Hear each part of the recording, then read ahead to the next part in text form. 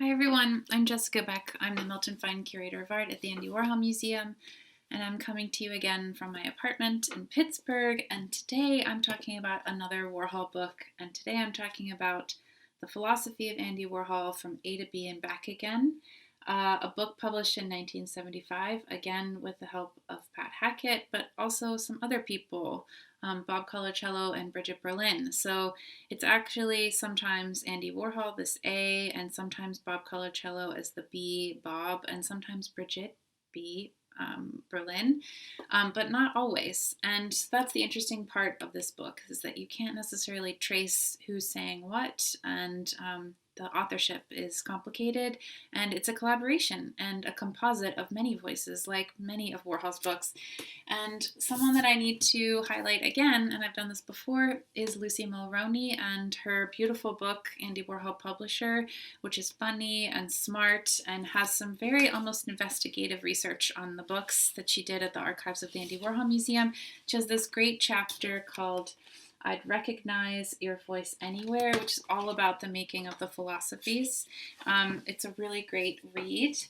And something I should highlight is that I talked about the philosophies in the diaries in another video, but I'm not sure that I told everyone that in its original format, it was roughly 20,000 pages that were edited down. And in the first publication in 1989, there was no index. In subsequent printings, there are indexes. So the scandal of that book when it first came out was that you couldn't find your name and you couldn't see what Warhol had said about you. But now you can, and he says some things that aren't very nice. But there's biographical information in the diaries, but you can see some echoing and mirroring. The ways that he talks about love, actually with John Gould, are very similar to the ways he talks about love in the philosophies, and whether or not Warhol's saying it, they're quite funny. He says, for instance, in Love, the chapter Senality, not to be mixed up with the other love chapters, love affairs get too involved and they're not really worth it. But if for some reason you feel that they are, you should put in exactly as much time and energy as the other person. In other words, I'll pay you if you pay me, which is actually very funny.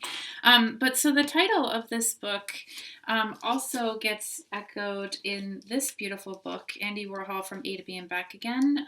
This is Donna DeSavo's retrospective of Andy Warhol that was done at the Whitney and traveled to SF MoMA and the Art Institute of Chicago. And this A to B and Back Again is taken as an homage to Warhol's philosophies. But there are crumbs of Warhol's biography in here. And one of those chapters where you can see that is when he starts talking about beauty. And he talks about his own personal issues with beauty, and in particular his nose. And he says, at one time, the way my nose looked really bothered me. It's always red, and I decided that I wanted to have it sanded. Even the people in my family called me Andy the Red-Nosed Warhola. I went to see the doctor, and I think he thought he'd humor me, so he sanded it. And when I walked out of St. Luke's Hospital, I was the same underneath, but I had a bandage on. And then he goes on to say, if people want to spend their whole lives creaming and tweezing and brushing and tilting and gluing, that's really okay too, because it gives them something to do.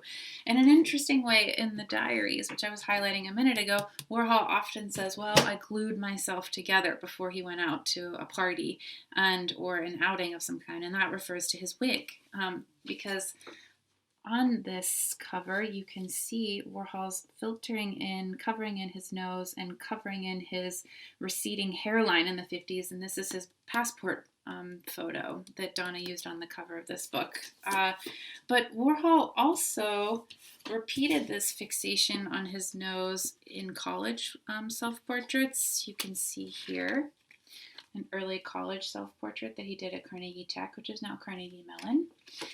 He did it again in this early drawing. And then he also did it in 1962 before his famous Coca-Cola paintings. He did 4 versions of a before and after nose job that he took from the back of the National Enquirer. So there are very funny things in this book. There are chapters on economics and love and death. There's also a whole chapter on Bridget Berlin manically cleaning her hotel room, because she did actually live in a hotel room.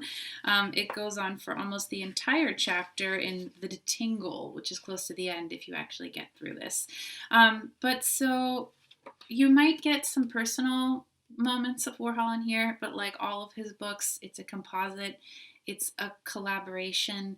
It's a potpourri, you might say, which is a quote from Lucy's book, from one of the editors, from one of the original publishers, of voices. And the other really interesting thing about it is that Warhol was constantly recording people, and it started as early as the 60s.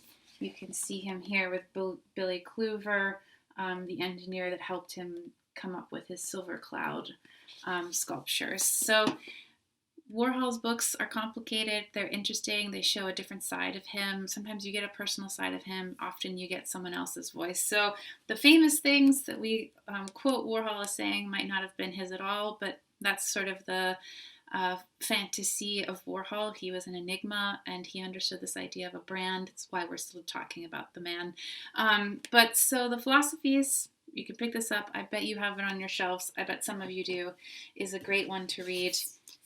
In the next video, we're going to be talking about America, which has echoes of some of these other books you'll see, and it's Warhol's photo book that he published later in his life. So thanks so much, everyone, and I hope you're staying home and staying safe, and I hope you're reading, if not Warhol, something else fun, and look out for the next video. I'll see you soon. Bye.